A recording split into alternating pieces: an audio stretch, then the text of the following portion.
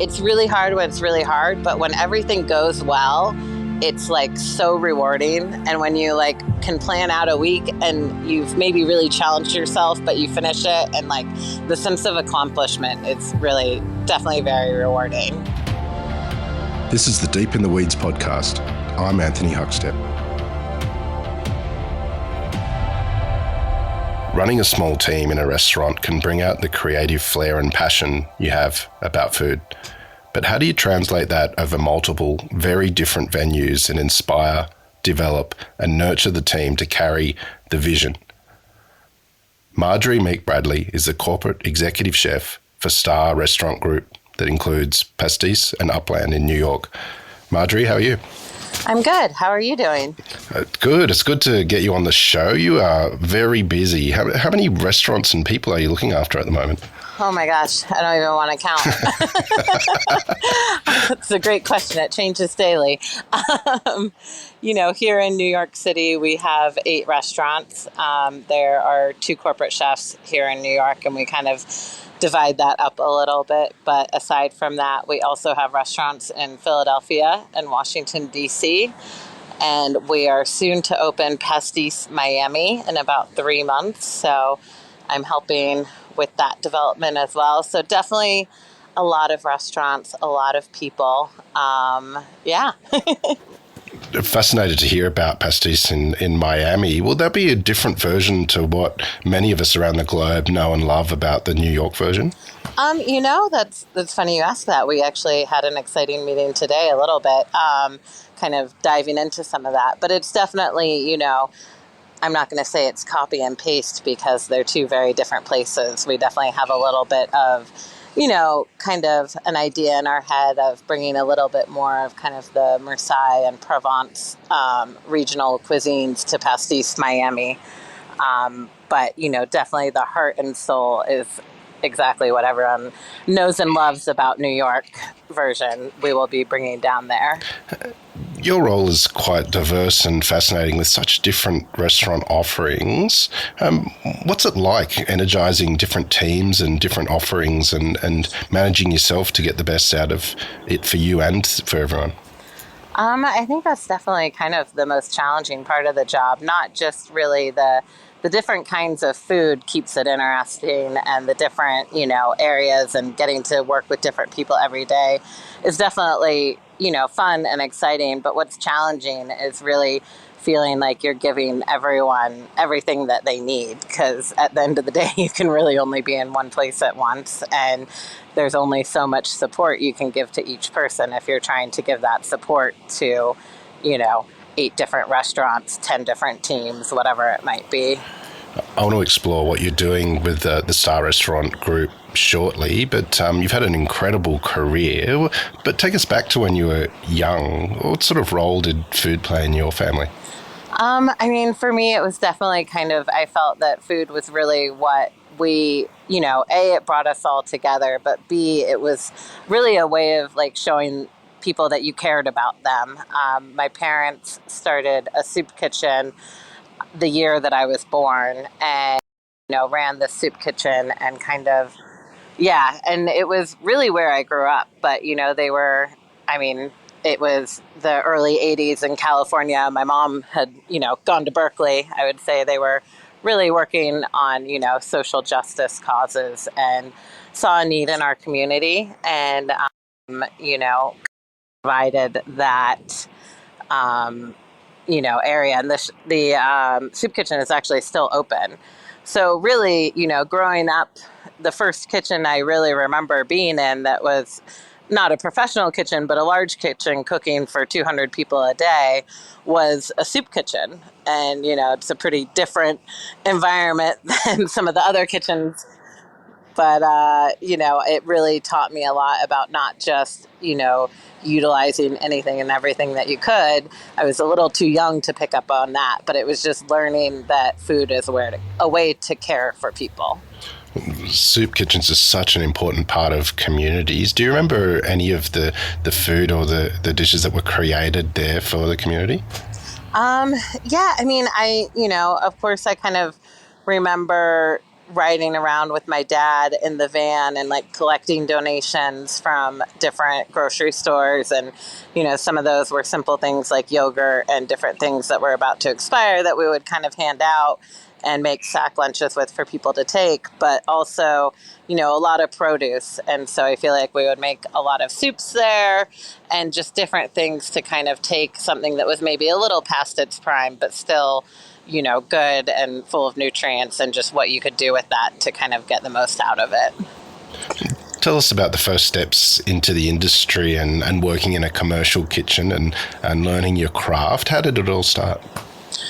Well, I was an exchange student in high school. I went to Sweden to live for a year.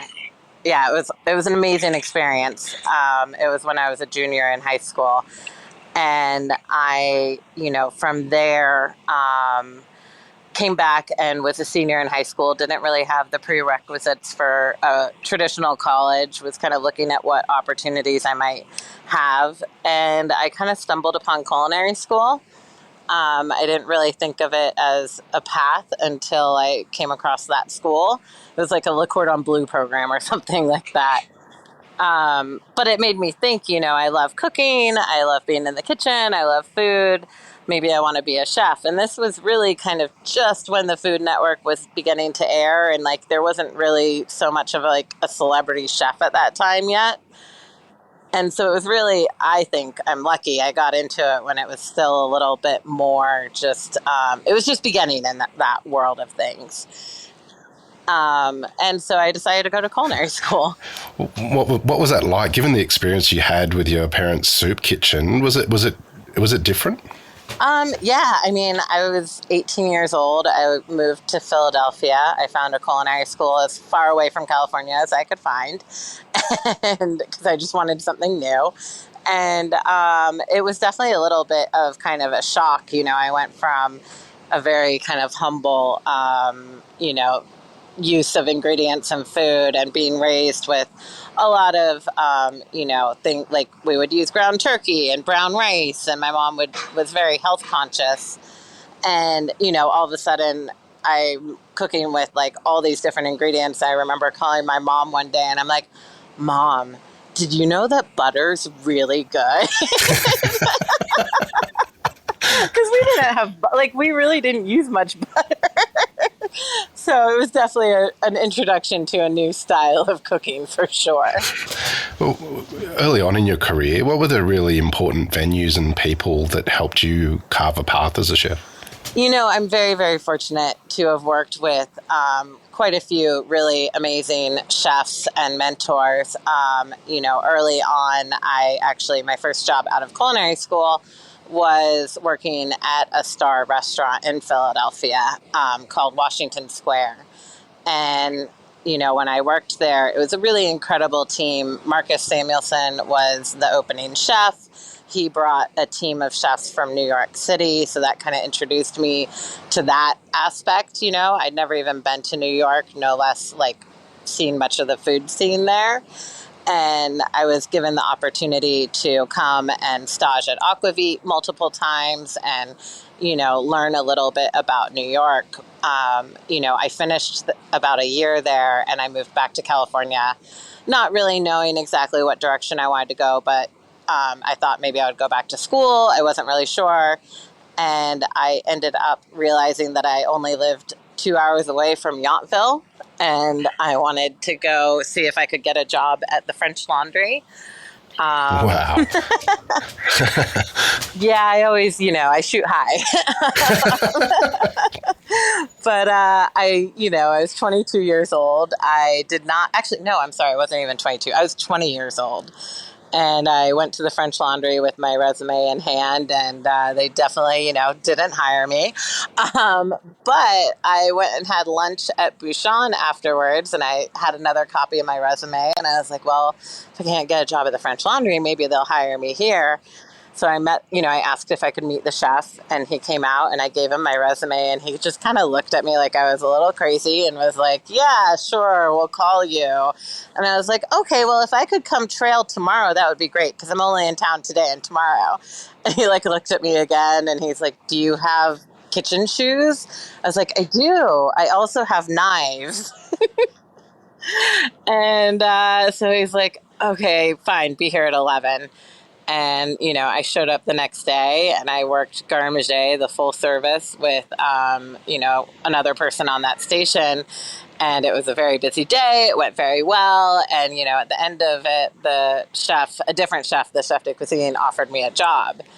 And so I moved to Yountville and I worked at Bouchon for just under 2 years. And that just, the mentorship of not only, you know, um, Thomas Keller, but like all the people he had mentored, our chef de cuisine there and the sous chefs. And they gave me the opportunity I moved to New York and I was given the opportunity to work at Per Se from there. And, working for Jonathan Beno was really just kind of, I think, a turning point in my career that I don't even know I knew it then, but I have pulled on what I learned from him and his style of leadership and his, he is just relentless in the best way possible. And he never compromises his integrity of the food, the way he treats people. Just, he is such a strong leader. And I really learned a lot from him, not just about cooking, but really how do you lead a team and how do you help chefs develop who they are and their style of cooking. So I would say he definitely had kind of the largest impact on my career as a chef. You've been an important part of Washington, D.C.'s culinary evolution. Tell us about your time there and how different that is to your experiences in New York. Washington, D.C. will always be definitely super special to me. I moved there when I was 24. I moved to be a sous chef at Jose Andres's restaurant, Zitinia. And that just alone was a huge opportunity to open my eyes to a different kind of cooking. I had worked in predominantly French restaurants for the past few years, and, where the French is a lot of, clean, bright flavors. Greek, Lebanese, Turkish food is a lot of still very bright and clean flavors, but with a lot more depth, a lot more acid, a lot more just kind of different style of cooking. And I loved that. It really just excited me. And also it was a huge restaurant. We did volume there and I'd never really done that before.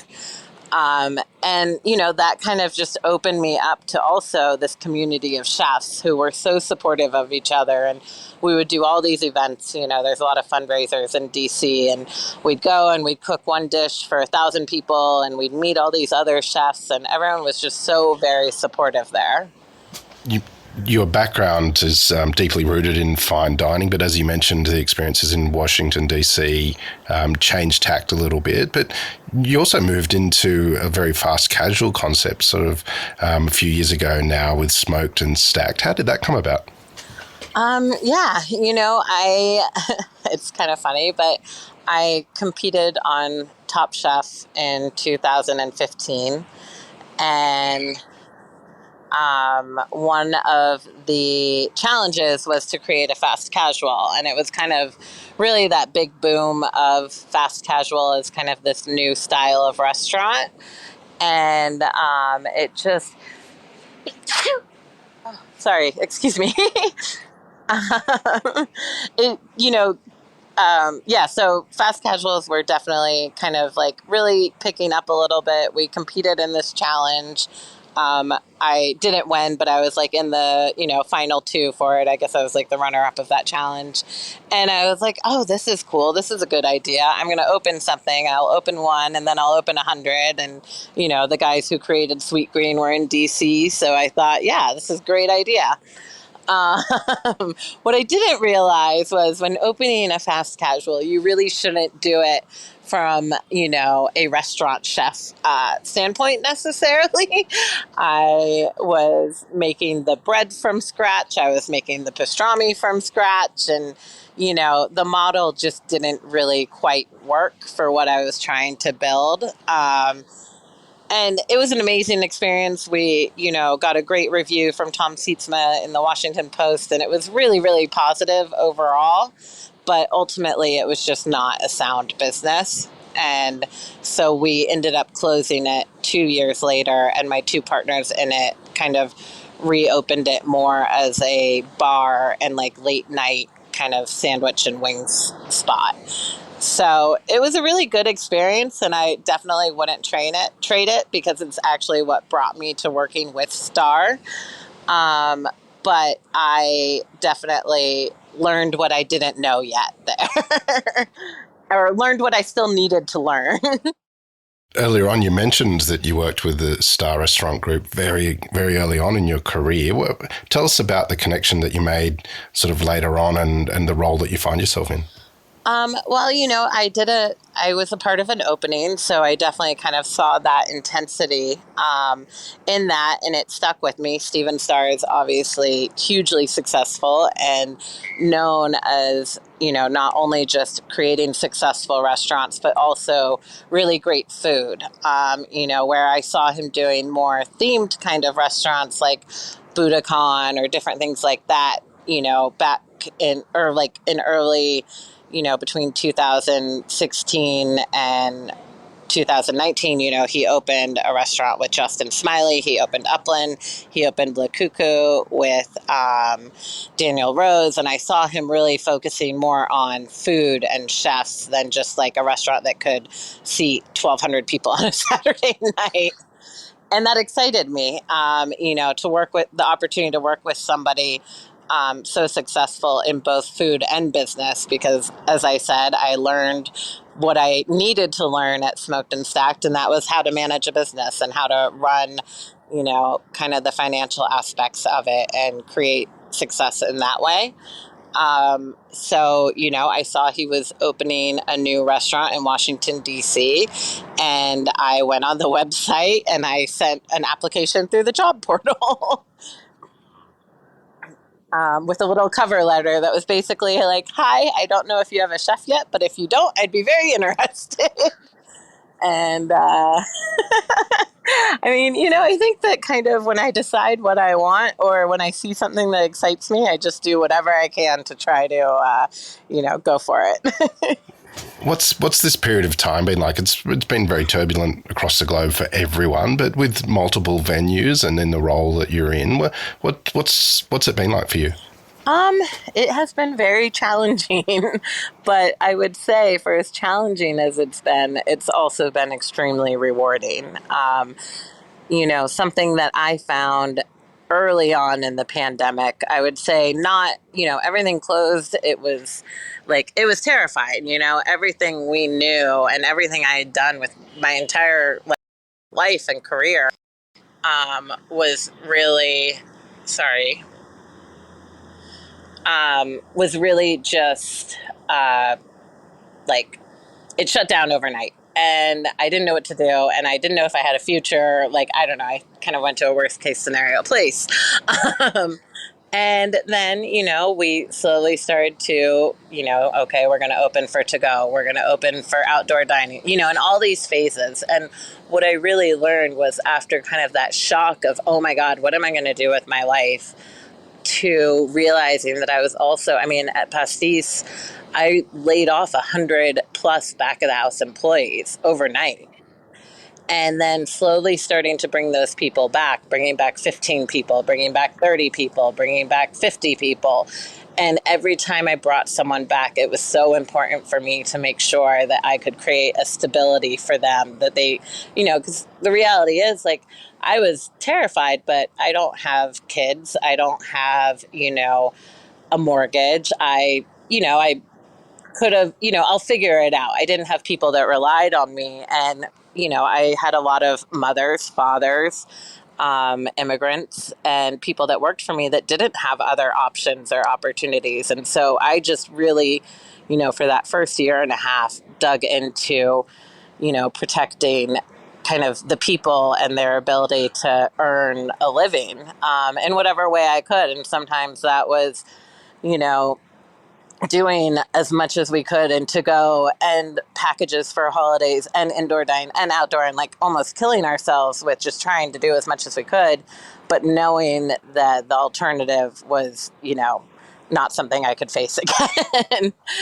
which would be not being able to keep people employed. So I worked very hard at just trying to create as much stability for my teams in the restaurants that I oversaw that I could. Did the experience change your approach to hospitality and what you want to get out of it moving forward? Yeah. I mean, again, I think for me it changed, something flipped and I realized that I might not have responsibilities outside of work that felt, like that pressure, but the responsibility I have to my teams to create a positive environment, a safe environment, a happy environment. Um, and like not just in terms of do you like coming to work and have a kitchen that like feels quote unquote safe. It's like just like that. I don't know, just making sure people were excited to come where they were coming again and felt comfortable in it and proud of it and happy in it has been really important to me. And in back of the house, I care a lot and take a lot of pride in creating food that people want and being accommodating to guests. But like my focus is really more on, being hospitable to the staff because I'm not guest facing. So Tell us a little bit about the day-to-day of your role and sort of what's involved with so many venues and so many people. Well, it's ever evolving, but different restaurants have different needs at different times. A large portion of my role is being a resource to the chefs, whether that is working on menu changes and helping them develop and refine dishes that they want to put on the menu, or if that is helping them create new dishes because they are shorthanded themselves and don't have enough time to test recipes, or train their sous chefs on how to do invoicing and different things because it's too hard for them to be able to like necessarily train everyone. So a lot of support to the chefs in our group, as well as planning, mapping out, connecting, getting a tasting on the calendar for Steven of new dishes, or working on a training calendar for our new executive chef in Miami. Really just kind of that side of it as well. So it's kind of, and then, the other kind of wild card is the restaurants that maybe don't have a chef in them right now that I'm filling in at and helping or expediting dinner service or whatever they might need. Pastis is loved the world over and a destination for food lovers when they come to New York. Tell us a bit about it. What do you think's so special about it? I mean, for me personally, I was given the opportunity to be the executive chef of Pastis 1 month after it reopened. And I was so incredibly excited because I love bistros. Pastis is iconic. Keith McNally is iconic. And it was just such a unique opportunity. And for me, there's a lot of those kinds of restaurants, but over time, I think the food fades, but they keep their luster because they're a cool place to be. But I think what really, makes Pastis still stand out in the way is, I like to think at least, but I've also been told by many people that don't know me or aren't just trying to make me feel good that, the food is excellent. And, I look at French onion soup. It's my favorite thing to eat all winter long. And we are going to have the best French onion soup in New York City because we should. We're Pastis. And we're going to have an amazing steak sandwich. And no matter whether you get it at 11 o'clock on a Friday or, 10:30 p.m. on a Wednesday, it's going to taste just as good. It doesn't matter who cooks it or what's going on. The food is very, very consistent there. New York is such a bustling city with so many varied dining options. What does it take to stand out from the crowd in New York? I think at Pastis, for us, it is the ability to practice restraint and stay true to who we are. And, something that I really learned at Bouchon was there's nowhere to hide in simple food. It's either good or it's not. It's either craveable and comforting or it's boring. And so for what we do there, I think it's just really being authentic. Well, and overall for all of New York, it's being authentic to what you are and not trying to muddle it or overcomplicate it. Tell me a little bit about your cooking and your food with, you're working with so many chefs and making sure different venues are delivering what they promise. But tell us a little bit about your favourite things to cook and your approach. Well, I live one block from the Union Square Green Market. And for me, I just absolutely love cooking whatever is in season. I love going to the farmer's market and getting a bunch of vegetables and, making roasted vegetables or a big salad or, a tagine and just, maybe picking up a chicken that day and doing a roast chicken, but really just simple food. I love making pasta, like handmade pasta is definitely also very meditative for me. What surprised you it surprised me that you sent an email to get the job in the first place, but what surprised you about this huge role that you have? Well, that was 5 years ago that I sent that email, and that was definitely a different role, but I would say this role that I'm in now, I think I knew what I was getting into, but I'm a little surprised by, it's really hard when it's really hard, but when everything goes well, it's like so rewarding. And when you can plan out a week and you've maybe really challenged yourself, but you finish it, and the sense of accomplishment is really definitely very rewarding. As well as just working with so many different people. I love meeting new people, new chefs, new cooks, and seeing kind of what everyone has to bring to the table. Mentoring is so important in the hospitality sector to create career paths for people. What is your approach in regards to mentoring to get the best out of your staff? I think you really have to individualize it. I work to get to know people, even if it's just a day or two, understand them a little, try to understand what makes them tick or what they're passionate about. And then I try to kind of cater a plan to that person. Some people need guidance and, help with something. Some people just need support, someone to tell them, don't worry, you are doing a good job. We can work on this side of things together, but you're doing this really well. And I think I really try to keep my style of teaching and mentorship is, it's positive reinforcement based. We all want to get better, but nobody wants to feel like they're failing either. So just reminding people and working with people, all right, this is going really well. Now we're going to tackle this, and just always tackling the next thing, but keeping it one thing at a time and always remembering what we've already succeeded in. Pastis is one of New York's great dining experience. What are some of your favorite New York food and dining experiences that you could share? Well, I absolutely love the Four Horsemen in Brooklyn. It is a phenomenal restaurant. They have, maybe 30 seats inside and another 20 outside, but very, very small restaurant, extraordinary food, just very, very simple, clean flavors, well executed, beautiful food. So huge fan of there. I also really love, there's a restaurant called Anton's. That is near Pastis. That's a favorite for after work, a dozen oysters and a dirty martini. They have the best shucked oysters in the city. And then I can't help it. I'm a total steakhouse girl. I love old school steakhouses. And I think that Keen's is just such a classic and so delicious. Well, you're doing amazing things over there. What do you love about what you do? I love working with my hands. I love that I get to be interactive with food and people every day. I don't sit at a desk.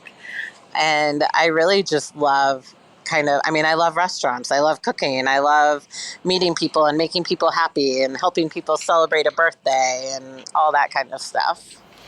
Well, Marjorie, it's an absolute honour to have you on Deep in the Weeds today to give us a glimpse of what you do. Please keep in touch, and we'll catch up again soon. Absolutely. Thank you so much. This is the Deep in the Weeds podcast. I'm Anthony Huckstep. Stay tuned as we take a deep dive into the lives of the incredible people who ply their trade in the food and hospitality sector. Special thanks to executive producer Rob Locke for making this all happen. Follow us on Instagram at Deep in the Weeds Podcast, or email us at podcast@deepintheweeds.com.au. Stay safe and be well.